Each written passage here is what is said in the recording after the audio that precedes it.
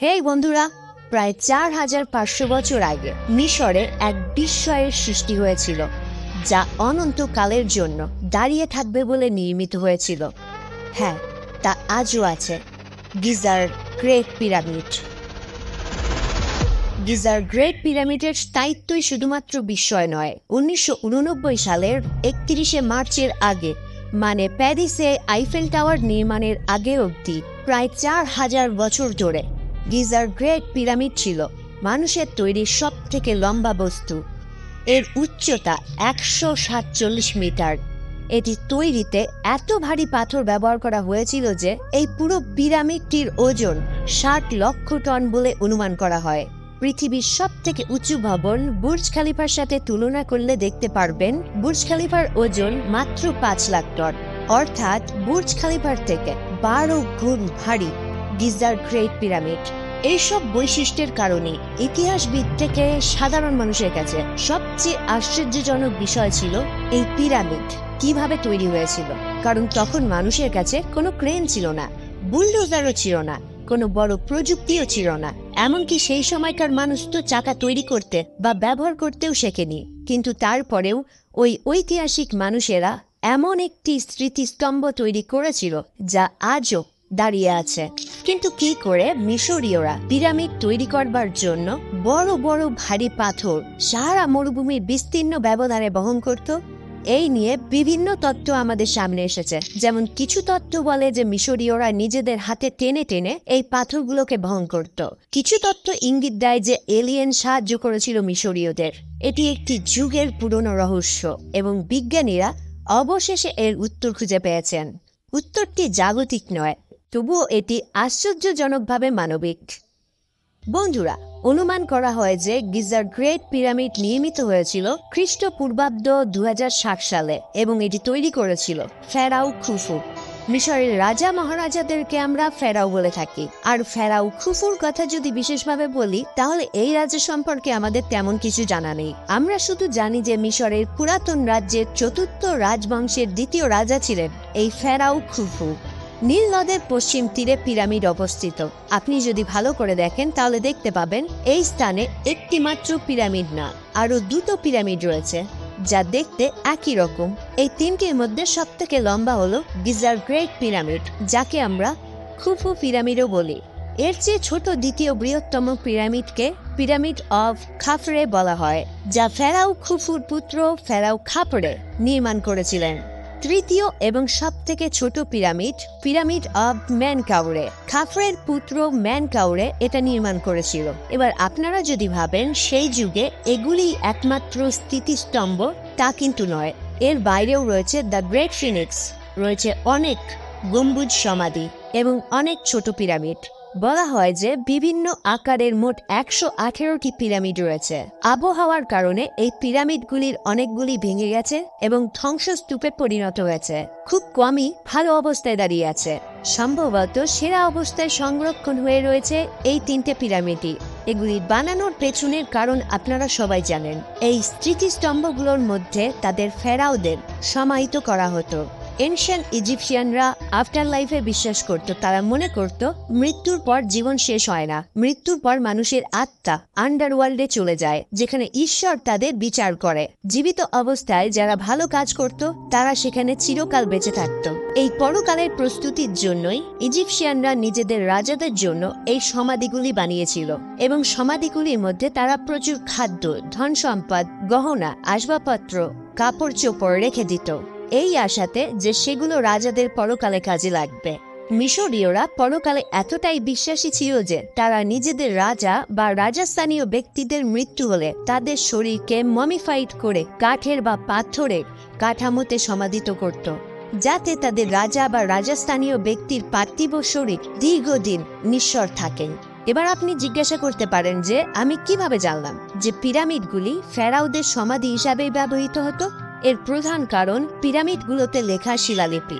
পিরামিডের শিলালিপি হলো প্রাচীনতম মিশরীয় অন্ত্যেষ্টিলিপি, প্রাচীন মিশরীয় ধর্মীয় সাহিত্যের প্রাচীনতম প্রমাণ। তারা পিরামিডের বিভিন্ন স্থানে লিখে রেখে গেছেন। এসব থেকে প্রমাণ হয় যে পিরামিড ফেরাওদের সমাধিস্থল। কিন্তু নির্দিষ্টভাবে গিজার গ্রেট পিরামিডের ভেতরে যথেষ্ট প্রমাণ পাওয়া যায়নি যে এই পিরামিড আসলেই খুফুর সমাধিস্থল। এই পিরামিডের মধ্যে যখন প্রত্নতাত্ত্বিকরা যান তখন তারা একটি হুক, কিছু কাঠের টুকরো, একটি বল এবং একটি খালি কফিন খুঁজে পান। খালি কফিনটিকে খুফুর বলেই মনে করা হয় এবং তার জন্য রাখা খাজানা হয়তো প্রত্নতাত্ত্বিকরা যাওয়ার আগেই চুরি হয়ে গিয়েছিল। তবে যারা মনে করেন না যে এই পিরামিডগুলি শুধুমাত্র ফেরাওদের সমাধিস্থল, তারা এই নির্দিষ্ট পিরামিডটিতে যথেষ্ট প্রমাণ না থাকাকে হাতিয়ার করে অনেক রকম বিকল্প তত্ত্ব দিয়েছে। এই তত্ত্বগুলির মধ্যে অন্যতম হল পিরামিড আসলে মস্ত বড় পাওয়ার প্ল্যান্ট, মানে বিদ্যুৎ কেন্দ্র। তাদের মতে গিজার পিরামিড পরিবেশের জলকে ব্যবহার করে, তার মধ্যে থাকা পথকে ব্যবহার করে প্রাকৃতিক মোটরের মতো কাজ করে পিরামিডের চূড়ার মাধ্যমে তড়িৎ পরিবেশে ছড়াতো। গিজার গ্রেট পিরামিডের চূড়ায় যে অংশটি মিসিং তা ছিল সম্পূর্ণ সোনার, যার মাধ্যমে তড়িৎ পরিবেশে ছড়াতো। আমি জানি আপনিও এমন তত্ত্বে অবাক হচ্ছেন, তবে যারা এই তত্ত্বে বিশ্বাস করে তারা নিকোলা টেসলার ওয়ার্ডান ক্লিফি টাওয়ারের উদাহরণ দেয়। টেসলা এই টাওয়ারের মাধ্যমে প্রাকৃতিকভাবে বিদ্যুৎ তৈরি করে ওয়্যারলেসলি তড়িৎ পরিবেশে ছড়িয়ে দিতে চেয়েছিলেন, ঠিক যেমন পিরামিড 4500 বছর আগে করত বলে অনেকে মনে করে। তবে টেসলার এই প্রজেক্টের ফান্ডিং বন্ধ হয়ে যাওয়ায় সত্যি ওয়্যারলেসলি বিদ্যুৎ পাঠানো সম্ভব কিনা তাই বৈজ্ঞানিকভাবে প্রমাণিত নয়। তার উপর 4500 বছর আগে এই প্রযুক্তির ব্যবহার, আমার ব্যক্তিগত মতামত, এই তত্ত্ব হাস্যকর। বন্ধুরা, যখনই কোনো বিষয়ে যথেষ্ট প্রমাণ থাকে না তখন এরকম কনস্পিরেসি থিওরি জন্ম নেয়। এক্ষেত্রে গ্রেট পিরামিড, খুফুর সমাধি, তার যথেষ্ট প্রমাণ না থাকায় অনেকে অনেক বিতর্কিত মতামত দিয়েছে, যেগুলোকে বর্ণনা করে ভিডিওটিকে আর বড় করব না। কারণ রিসেন্টলি বিজ্ঞানীরা পিরামিডের সবথেকে বড় রহস্য থেকে পর্দা তুলেছে। সেটা হলো এত বৃহৎ পিরামিড তৈরি হয়েছিল কি করে, বৃহৎ বৃহৎ লাইমস্টোন কি করে আনা হয়েছিল সাহারার এই প্রত্যন্ত স্থানে। সেই সময়ের লোকেরা কিভাবে এখানে 147 মিটারের একটি নির্মাণ তৈরি করেছিল, যা এত বড় পাথর দিয়ে তৈরি হয়েছিল যে এই পাথরগুলোর ওজন 2.5 টন থেকে 80 টন পর্যন্ত ছিল। এত বড় বড় পাথর কিভাবে বহন করত মিশরীয়রা? প্রত্যেকটি নিউজ আউটলেট থেকে আমরা জানতে পেরেছি, বিজ্ঞানীরা জানিয়েছেন মিশরীয়রা নীল নদী ব্যবহার করত বড় বড় পাথর বহন করার জন্য। এবার আপনি ভাবছেন, নীল নদী গিজার পিরামিড থেকে 8 কিলোমিটার দূরে অবস্থিত, তাহলে প্রাচীন মিশরীয়রা এই পথে এত বড় বড় পাথর কিভাবে বহন করত? আসলে তারা নীল নদীকেই ব্যবহার করেছিল, কিন্তু আধুনিক নদীটিকে নয়, যা আজ আমরা জানি। তারা নীল নদের একটি এমন সমাহিত শাখা ব্যবহার করত যা তখন পিরামিডের ঠিক পাশ দিয়ে প্রবাহিত হতো। মিশরের এই শাখাটিকে বলা হয় আহারমাত শাখা। তথ্য থেকে জানা যায় যে এটি প্রায় 64 কিলোমিটার দীর্ঘ এবং প্রায় 700 মিটার প্রশস্ত ছিল। এই শাখার উপর 31টি পিরামিড ভেসেছিল বলে জানা যায়। এই শাখাকে মিশরীয়রা জলপথ হিসাবে ব্যবহার করত। শ্রমিকেরা এর মধ্যে দিয়ে যাতায়াত করত। এই নদীর মধ্যেই বড় বড় পাথরগুলোকে ভাসিয়ে ভাসিয়ে নির্মাণ স্থলে পাঠানো হতো। এবার প্রশ্ন হলো, গবেষকরা কিভাবে এই লুকিয়ে থাকা নীল নদের শাখাটিকে খুঁজে পান? তারা radar, satellite data, geophysical survey এবং মাটি কোয়ারিং করে এই শাখার খোঁজ পান এবং এই শাখাটিকে ইতিহাসও সমর্থন করে।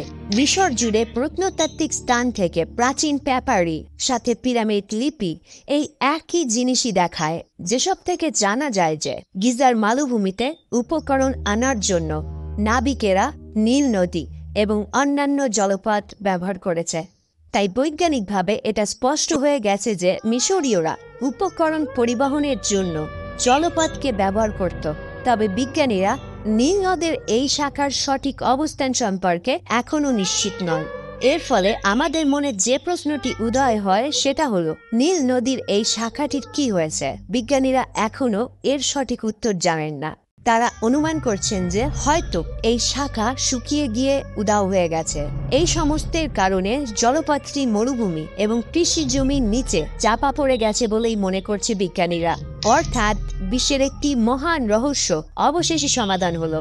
প্রাচীন মিশরীয়রা কিভাবে ভারী ব্লকগুলি পরিবহন করত তা বিশ্ব দীর্ঘকাল ধরে অনুমান করে আসছে। প্রাচীন মিশরীয়রা পণ্য পরিবহনের জন্য জল ব্যবহার করত, যেটা ঐতিহাসিক মানুষ নিজেদের বুদ্ধি এবং প্রতিভার মাধ্যমেই সম্পন্ন করেছিল। তাদেরকে এলিয়েনের সাহায্যও নিতে হয়নি, হাতি বা গবাদি পশু গাড়ি ব্যবহারও করতে হয়নি। কিন্তু এই রহস্যের পরেও পিরামিডকে কেন্দ্র করে অনেক রহস্য রয়ে গিয়েছে, যেগুলো থেকে পর্দা সরাবে বিজ্ঞানীরাই। সর্বশেষে thanks for watching, stay happy, stay cool.